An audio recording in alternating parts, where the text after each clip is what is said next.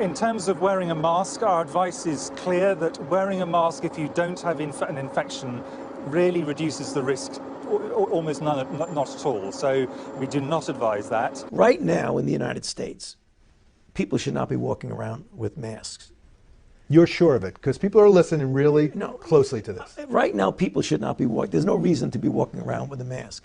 And often, there are unintended consequences. People keep fiddling with the mask and they keep touching their face. People tend to leave them on. They contaminate the face mask and then wipe it over something. So it's really not a good idea and doesn't help. There is no evidence that general wearing of face masks by the public who are well affects the spread of the disease in our society. The evidence on face masks has always been quite variable, quite weak, quite difficult to know exactly, and there's no real trials on it. When the evidence around the use of masks by the general public, especially outdoors, is extremely weak. The recommendation from SAGE is completely clear, which is that there is weak evidence of a small effect in which a face mask can prevent a source of infection going from somebody who is infected to the people around them. There was a statement by the World Health Organization, which was definitely against the wearing of muzzles.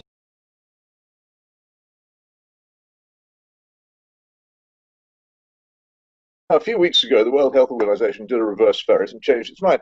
And Deborah Cohen of the medical correspondent Newsnight on the BBC had an amazing scoop the other day. She actually discovered, and she put it to the WHO, that her contacts inside the World Health Organization had told her that the position of the WHO on muzzles had been changed because of political pressure, not because of medical reasons. Newsnight understands that the World Health Organization committee that reviewed the evidence for the use of face coverings in public didn't back them. But after political lobbying, the WHO now recommends them.